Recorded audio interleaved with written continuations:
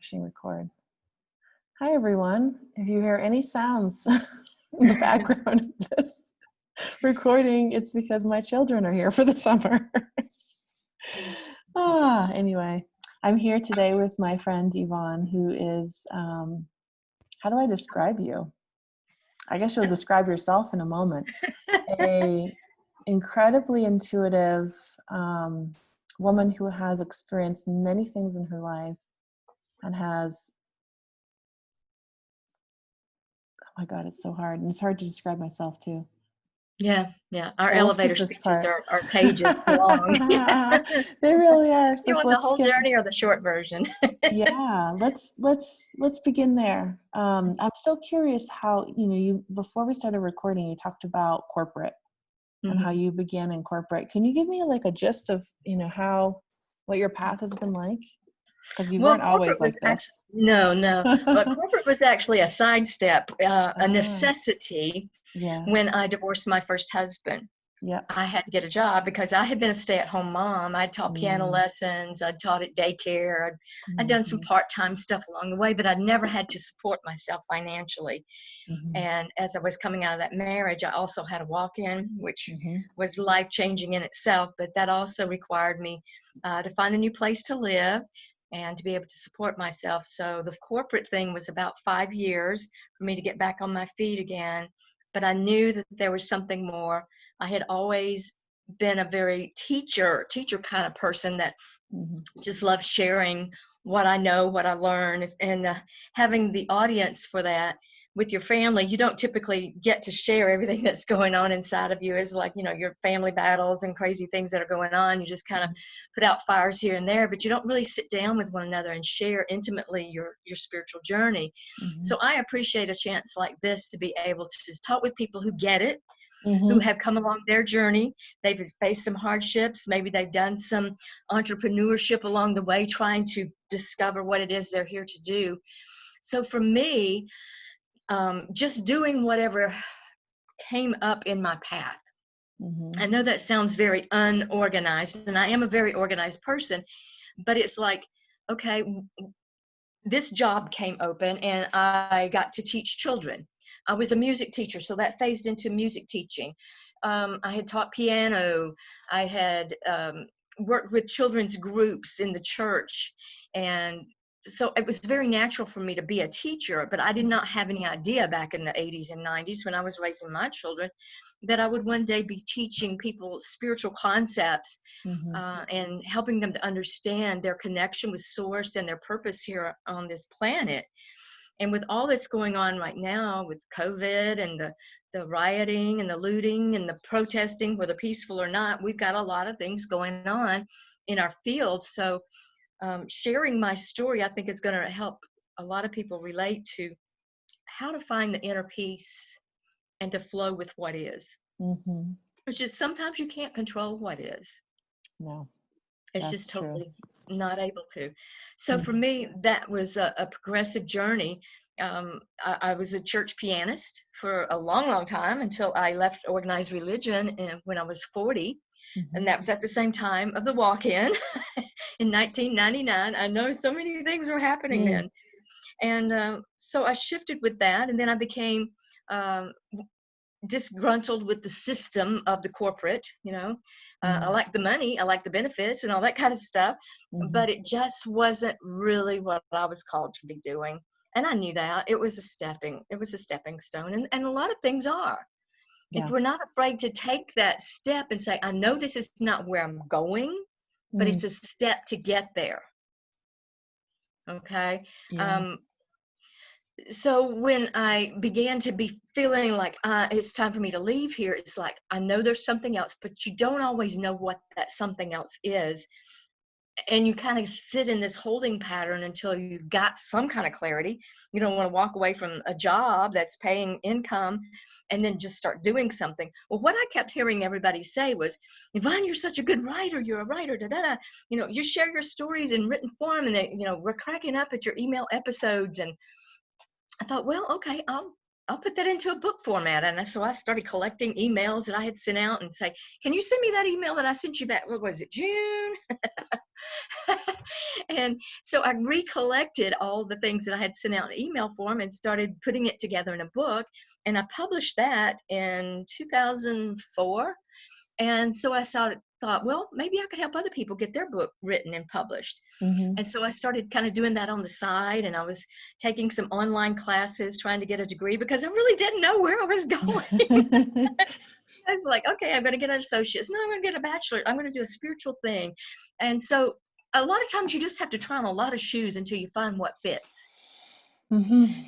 And Yes. sometimes you wear mixed match shoes and Mm-hmm. different colored socks until you kind of get it to where it's all going to come together as an outfit to where that you can present that as, okay, this is what I do. Yeah. Most of us in the spiritual community are very talented. We have multiple things that we could do. We're mothers, we're teachers, we're musicians, we're artists. We're wives, we're whatever. So we already wear a lot of hats anyway. So how do you bring all of that under one roof and say, here's what I have to offer the world? So like I said, sometimes you just have to wear a lot of hats and mix match shoes until you figure it all out. So don't be afraid to do that. To try something. And if it doesn't work out and it doesn't feel right after you get in it, then you just think, okay, that was a gift. I gleaned something from that, but do I need to keep doing this? I love that. Yeah. So there were some times when it's like, I just kept doing it until, it just wore me out. Because it's like, you just have to get so tired of it. And Spirit just says, okay, have you had enough now? Now we can show you something. Now we can show you something new. And so that's the way it was with corporate. I kind of phased out, finished the college courses, and I moved on into helping other people get their books written and published. And the next thing I know, I was actually editing and writing, ghostwriting books on the side, and that was beginning to pick up. And I had already kind of started moving toward leaving the corporate scene and moving into something. I wasn't even calling it more spiritual. I just wanted to be at home. I'm such a homebody. And so what does your personality tell you? Are you one that wants to be out there in the limelight? Do you like sociality? Do you want to be out there with people? Me, I love being at home. It's just my happy place. So for me to offer my services from my happy place, from my home, was an ideal match for me. But that may not work for everybody. Some people want to have a studio where they can go, especially if they're inviting the public in. You may not want to do that in your home. So you've got to consider what works best for your interest, what brings you joy. That's another thing. A lot of times we think, well, I'm supposed to be here to do this. I'm supposed to be here to do something. Well, what is it you love? What is it that really brings you joy? Is there a way to incorporate that into what you want to offer the world? Nothing is set in stone that says you have to go there and you're going to be a teacher for 18 years and you're going to teach high school and you're going to hate it. No, it's not like that. You have certain mile markers, or maybe it's like a roadmap. You can unfurl the atlas, but you don't have to go all those places. And even if you mark out a path, if there's a detour, you can take a detour. You can go around, and it's not set in concrete. You can always. And I think that's the beauty of it, is being able to flow with it, because if you couldn't, then you would be locked into one thing. And if Spirit had something else for you, like, no. Can't do that. I got this going. So you learn, like I said, to wear a lot of hats at the same time until you morph into what it is that truly fits you. It truly feels like you, that feels good, that you enjoy. And if you can come at it from a place where you don't have to make money, that's all the better. At the time that I transitioned out of corporate, I had remarried. So we were, two income household at the time.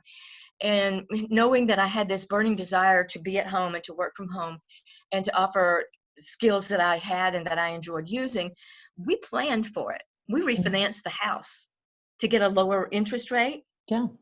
And to expand it out a little longer than the 15 years we signed up for, so that we wouldn't have the obligation, the financial obligations that would make this a stress and a strain to move into. So if there's something that you can do to eliminate debt, or there's some things that you can sell that you're not going to be using, just kind of go with your intuition and say, how can I, if this is really my path and this is what I really want to do and it brings me joy, then how can I cooperate with spirit to allow this to unfold for me? A lot of times we try to make it happen. Right. Yeah, that rarely works. Yeah, and I think what I tend to see is a lot of people blaming themselves when it doesn't work out. Like I haven't manifested it properly, or whatever, law of attraction stuff. Why isn't it working? I'm praying for this, right? Yeah. I think when we focus on results, we forget that the journey is really the most vital part of it. You learn so much on the journey.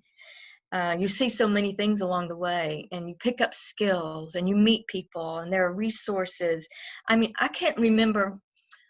I guess it was 2002 or 3. I was still in corporate, and I just began to have this burning desire to join Toastmasters. I'm like, why do I want to be in Toastmasters? That has never appealed to me before. I don't even like being in front of people. But I started a podcast once I was into my book editing and writing services, and I was teaching people how to get their book published and how to market it.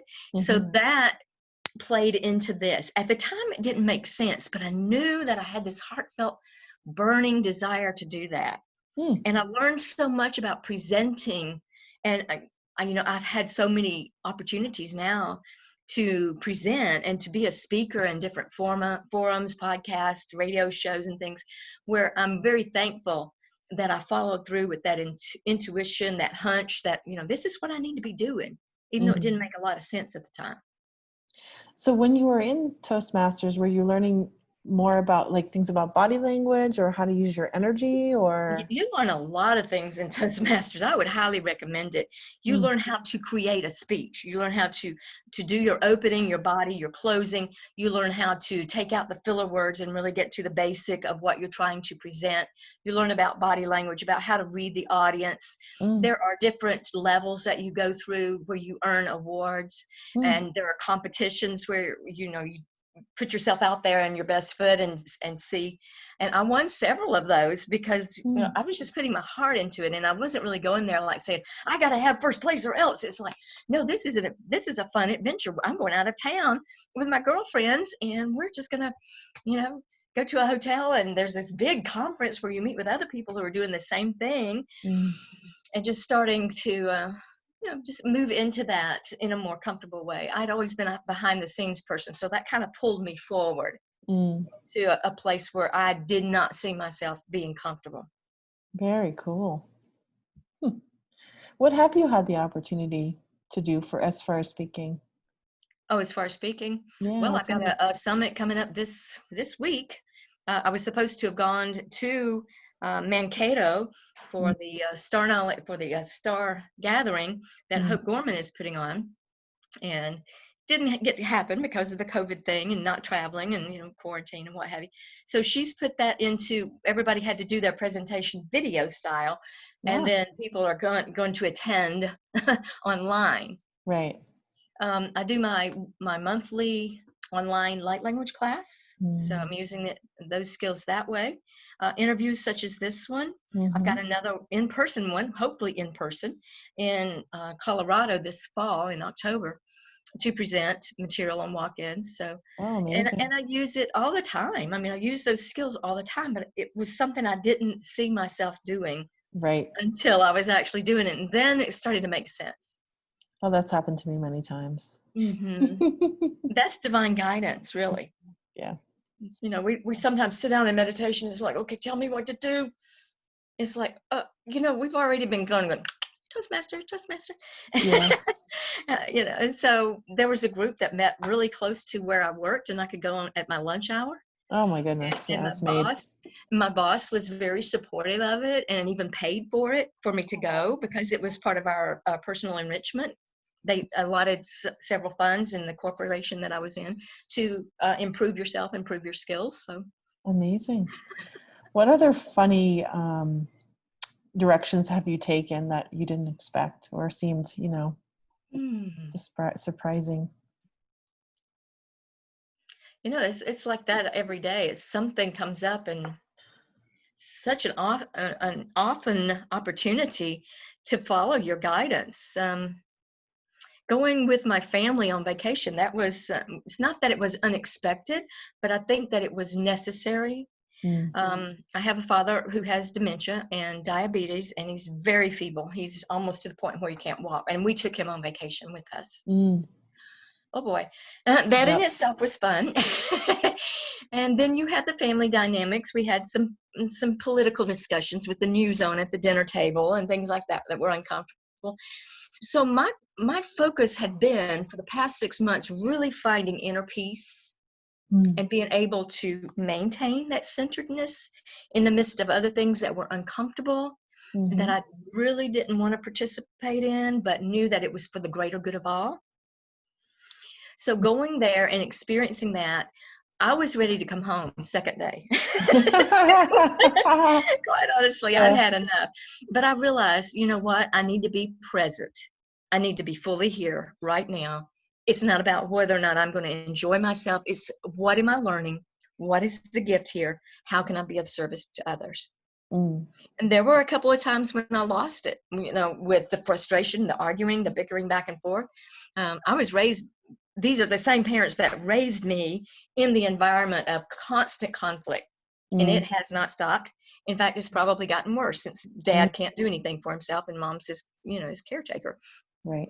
But those are just the dynamics those are the things that other people have created for themselves. And sometimes we are drawn into those uncomfortable situations because there's something we need to know about ourselves. So how healed are you from being in conflict, from being raised in conflict? How comfortable are you when somebody else is angry? I've never been comfortable with somebody else's anger. How comfortable are you when somebody else is given an opinion that inside you may feel like you're just churning? I didn't have the churning. Oh, that's nice. It was like, okay, this was like, those were the lessons and and this is, now we're going to try it on and experience it. Okay, all those things you've been talking about, all those things you've been praying for, here's the roadmap. Here's the road test. We're going to take it on the road with the family, and let's see how you can apply your own prayers. Very nice. See how far you go. And like I said, I wasn't perfect. I wasn't expecting myself to be perfect. But I was present, and I think that's the main thing. Even present in my anger. Not really my anger. It's more of a frustration kind of thing, like, oh, you guys, I know my dad is aggravating. He truly is. And he always has been before he had these medical issues. So that's not changed. And now you add the medical stuff on top of it, and it's a dilemma. Right. So when I lost it with him, it was just over things that I felt like he should have done it. It's like, wait a minute. Okay, am I showing a lack of compassion? Am I observing something that truly needs to be changed and can't be changed? Maybe it can't be changed. Do I need to just sit with this and be okay with it? Is there something I need to say? So there was a lot of inner reflection in that.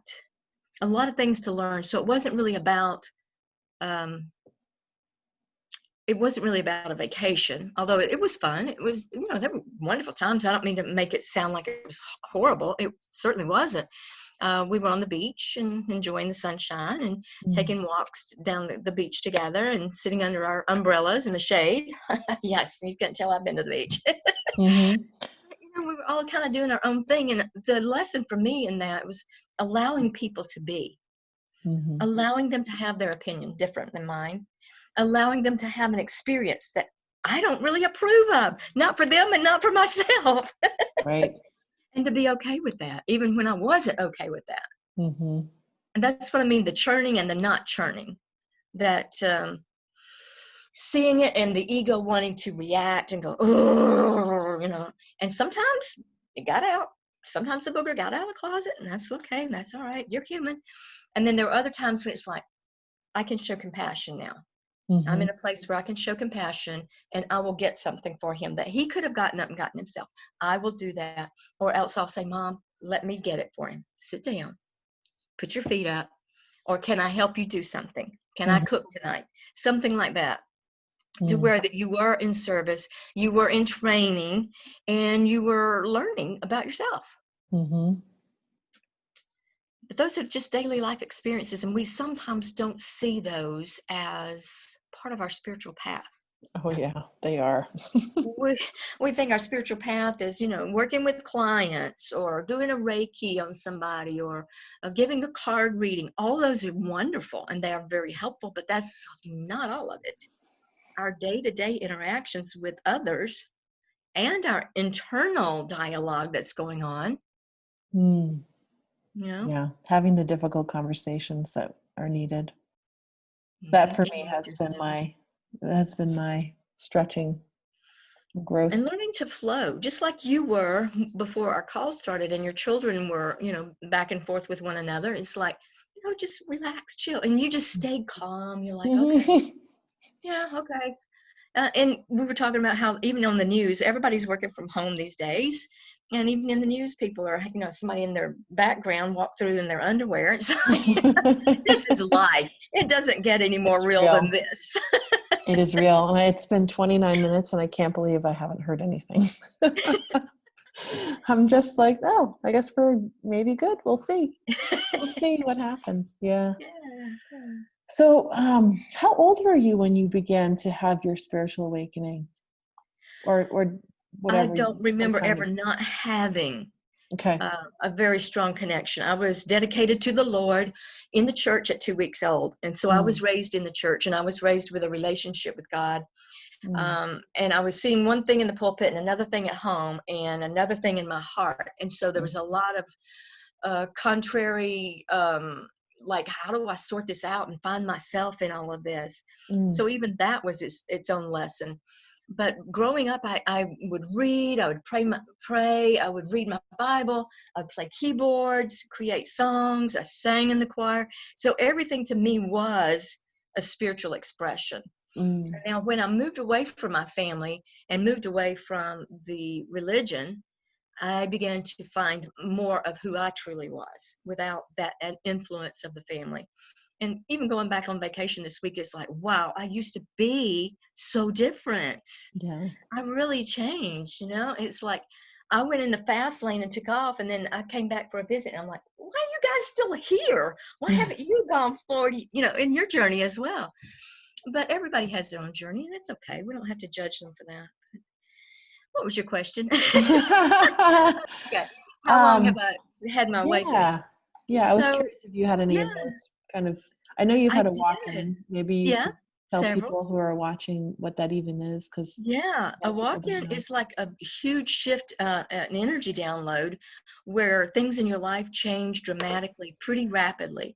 Mm-hmm. It can be one day you're this person and another day you're that person. It can be that much of a contrast, but it can also be um, kind of coming in and out and flowing and ebbing. And this day I feel this, and this day I'm like, oh, I don't like that. Oh, yes, I do. No, and so you've got all this back and forth, and then finally, bam, it all kind of gels, and you're this new person. You got different likes. You've got a different personality. Your vibe is different. Your relationships feel different. You don't want to hang out with so and so anymore, and they were like really good friends. Mm-hmm. But that's like the walk-in. For me, that was one of my spiritual awakenings. I was at the point where I didn't want to be married and I didn't want to be really alive. Yeah. I had gotten so depressed from taking on everybody else's burdens. I mentioned that I was praying all the time. So I was interceding for people without realizing I was taking their energy into my body Yep. to try and transmute it that way. And that's the way the old shamans have done things. They Right. would bring it into their body and then they would either regurgitate it or let it out somehow. But they many times became the surrogate. And that's exactly what I was doing with that.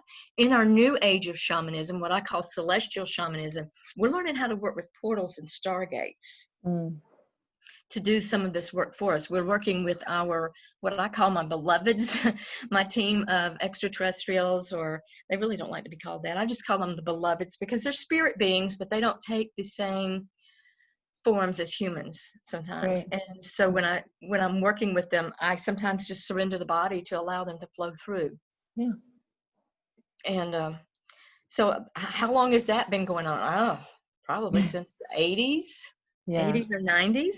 When I Right. activated light language in 94, I was still attending a Baptist church, and well, I think I'd gone to a Pentecostal church by then, but they really weren't free in the gifts. And I could see the life of Jesus. Like I said, from the pulpit, I'm seeing the life of Jesus. But nobody's doing this stuff. Mm-hmm. Nobody's healing anybody. Nobody's, where's the prophecy? Where's the tongues? Where's the gift of healing? Not happening. There's something wrong here. Yeah. And so I took the literal interpretation of the Bible, that we can do the works of Jesus. We can do greater works than these. And I just said, show me how. Mm-hmm. Show me how. I'm And willing. so Yeah. I'm willing, if you will show me how. And that's when the gift of tongues came through in 94. And I found a group of intercessors in Muncie, Indiana. We had moved there with my first husband's job.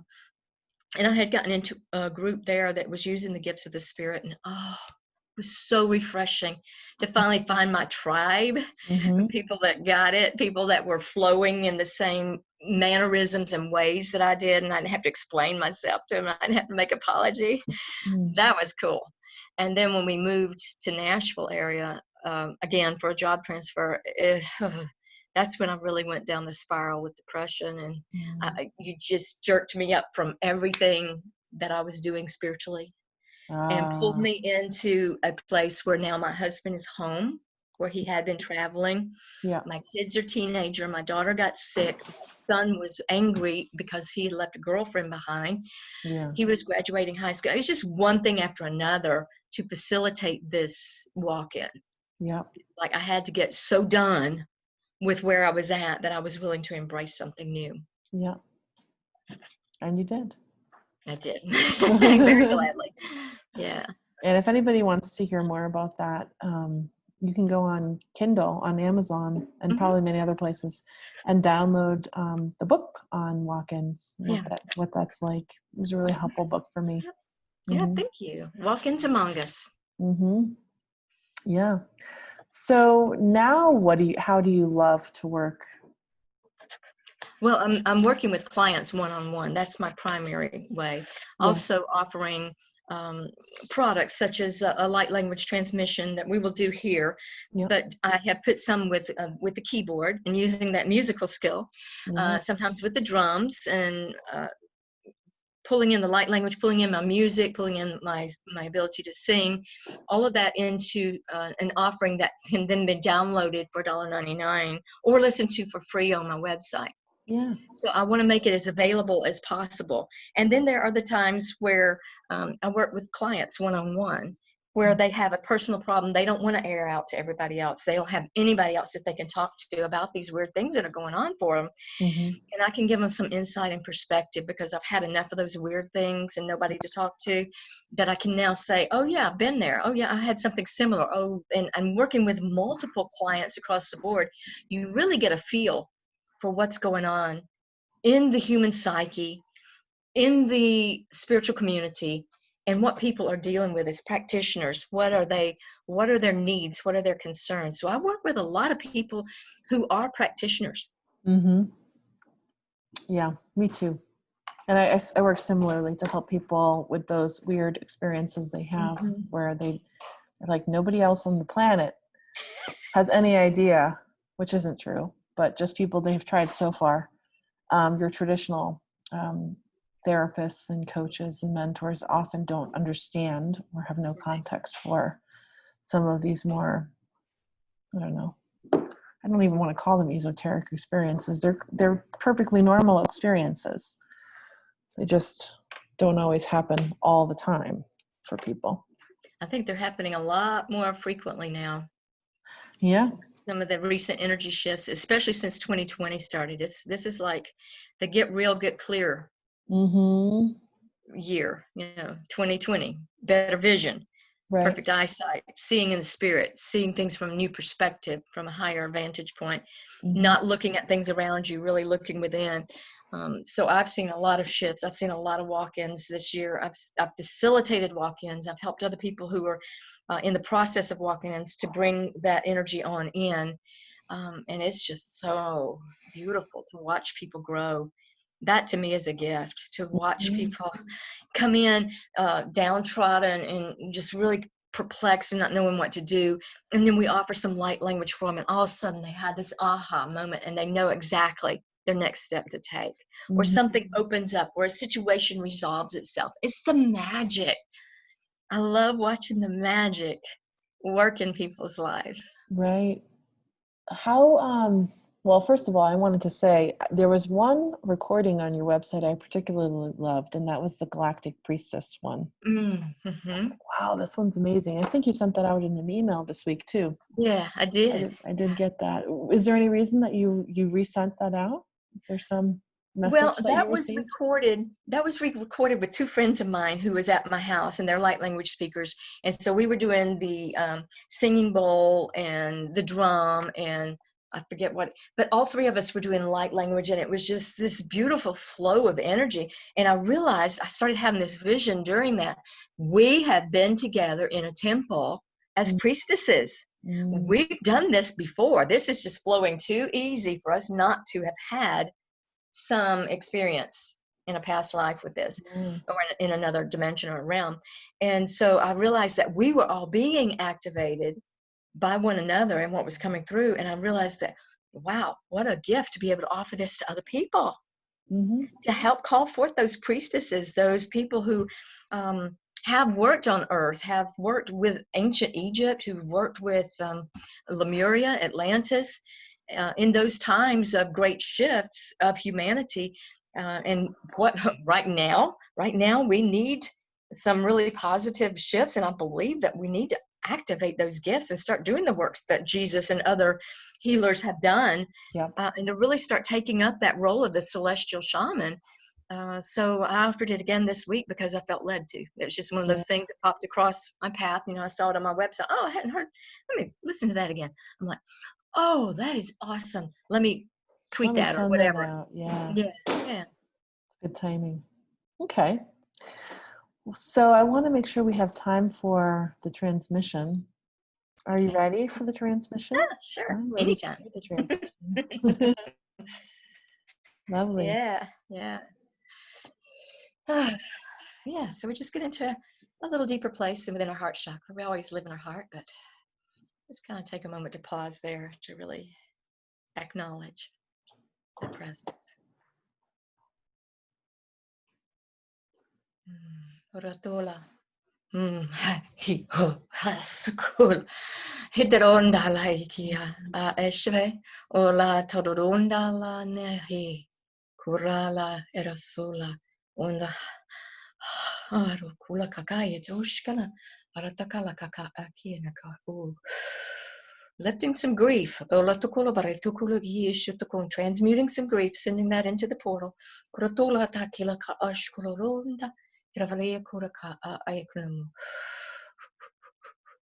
Birthing some new things, feel that. Hokole era ki ir suhora taka kino. Nkulusin the kuka era takia. Allowing for change, allowing for shift. Mandon namala utele nkula irosula video shonkunda tolaye hulaye kurasiva shonkundama.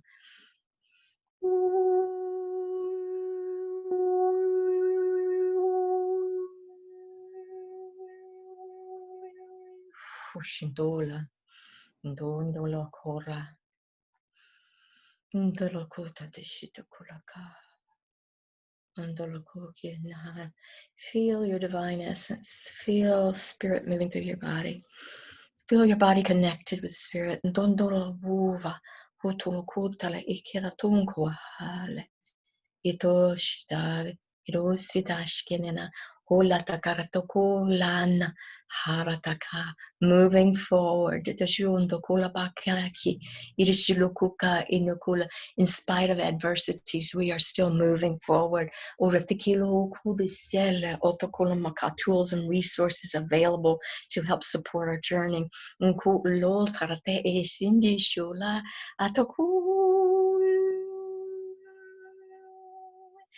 broadcasting the frequency of healing. Pick that up to use for yourself and for others, the transmission of healing energy.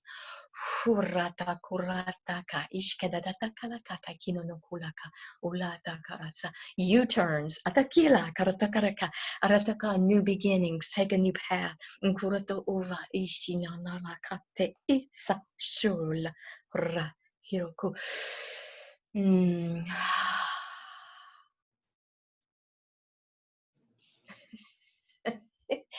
I just love the way Spirit reveals things to us in synchronicity. As I was praying that just now, an old gentleman on his motorized scooter wheelchair type thing just came driving down the road right in front of my house. And he went down there, and right when I said U-turn, here he comes back. And I'm like, oh my goodness. oh, it's so fun. He's coming back for more. Yeah.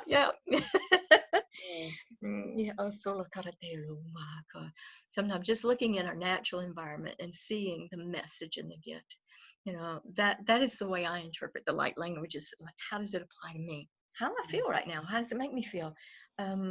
What's moving? Where's the energy? What do I see around me as I'm transmitting this that gives me some kind of a confirmation? Yeah. The whole package. Our guidance is not just sitting in meditation, it's daily living. Embodying it.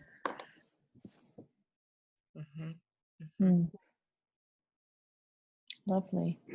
Thank you to all the beings. Thank you.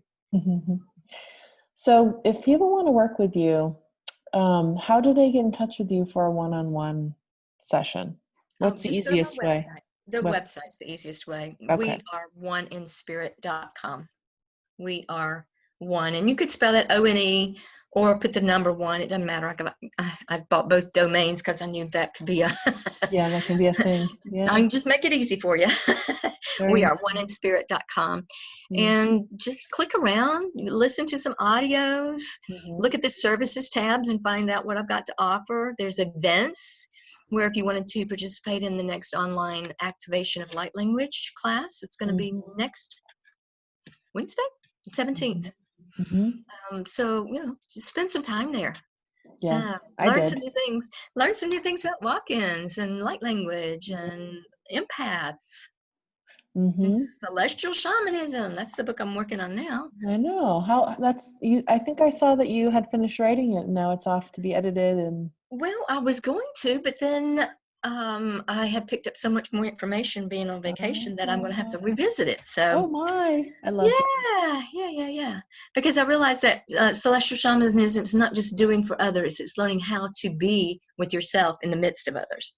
Yes, absolutely. Amazing. Okay. Well, let's see if there's any other questions. Feel like it feels complete to me. I appreciate the time that we had together very, very much. Thank you. So do I. I hope this will be a blessing to people. I know it will be. I can't wait to hear the feedback, and when I get feedback, I'll pass it along to you. I love that. Thank you. I'll be glad to work with anybody. I offer a free 15-minute session, so if anybody just wants to contact me on the website, we'll set you up. Awesome. Okay. Thank you so much. You're I'm just going to stop recording now.